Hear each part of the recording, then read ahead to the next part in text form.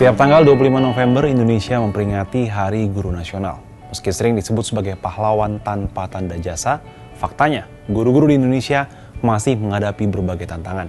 Tak cuma soal kesejahteraan, belakangan ini guru-guru di Indonesia juga menghadapi ancaman kriminalisasi hingga penghakiman di media sosial. Kasus hukum yang menimpa Abdul Muiz dan rekannya Rasnal, guru asal Luwu Utara, Sulawesi Selatan, sempat ramai jadi perbincangan. Bermula dari keprihatinan keduanya terhadap nasib guru honorer yang berbulan-bulan tidak menerima gaji, mereka dipidanakan. Inisiatif keduanya membahas hal ini dengan komite sekolah yang diikuti kesepakatan membayar iuran Rp20.000 per siswa per bulan menjadi bumerang. Mereka dilaporkan atas tuduhan korupsi oleh salah satu lembaga swadaya masyarakat. Celakanya, polisi memaksakan kasus ini dan dengan cepat menaikkan kasusnya dari penyelidikan hingga penyidikan. Bahkan saat jaksa bolak-balik mengembalikan berkas perkara keduanya, kasus ini tetap berlanjut. Pada akhirnya, keduanya dipenjara hingga terpaksa menerima surat pemberhentian tidak dengan hormat atau PTDH.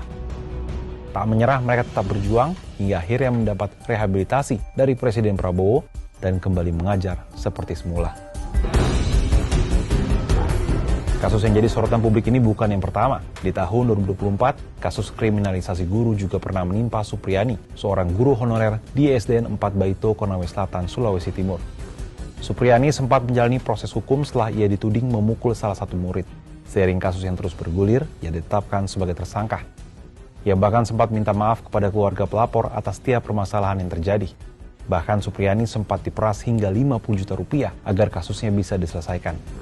Ia kemudian menjalani sidang perdana pada akhir Oktober 2024 dan baru diputuskan di akhir November 2024 dan divonis bebas setelah kasus ini viral di media sosial.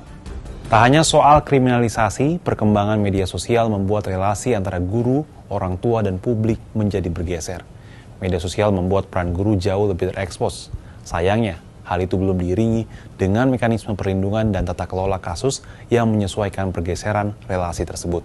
Akibatnya, guru ataupun sekolah terus dihantui kegelisahan oleh momok penghakiman media sosial.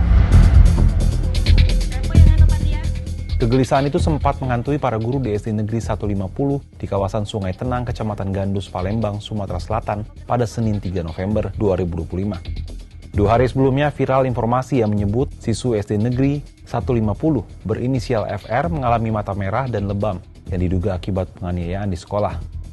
Informasi yang pertama kali diunggah oleh selebgram lantas menggiring opini publik. Pihak guru ataupun sekolah bersangkutan dihakimi, walau belum ada bukti yang menerangkan penyebab pasti FR mengalami mata merah dan lebam. Kurang lebih sepekan kemudian, penghakiman terhadap guru ataupun SD Negeri 150 terbukti salah. Hasil visum yang diumumkan kepolisian menyatakan FR mengalami mata merah dan lebam akibat pertusis atau batu kerjan. Hasil visum itu membantah informasi viral yang menyebut FR dianiaya guru di sekolah. Proses hukum dari laporan kepolisian orang tua FR pun dihentikan, namun peristiwa ini menimbulkan trauma bagi para guru. Ketua Jurusan Ilmu Komunikasi Fakultas Ilmu Sosial dan Ilmu Politik Universitas Sriwijaya, Muhammad Husni Tamrin kepada Kompas, Minggu 23 November menuturkan, dunia pendidikan saat ini terjerat era pengadilan media sosial. Maka itu dahulu konflik di sekolah bisa berhenti di ruang kepala sekolah, komite atau forum orang tua. Sekarang begitu ada sedikit ketegangan, semua langsung disebar ke media sosial untuk mendapatkan dukungan dari opini publik. Untuk memutus mata rantai fenomena itu, Tamrin menyampaikan hal itu membutuhkan pendekatan yang terintegrasi di level regulasi, tata kelola sekolah, dan budaya digital. Di level regulasi, negara perlu memperjelas batas antara penegakan disiplin edukatif dan kekerasan yang harus dipidana.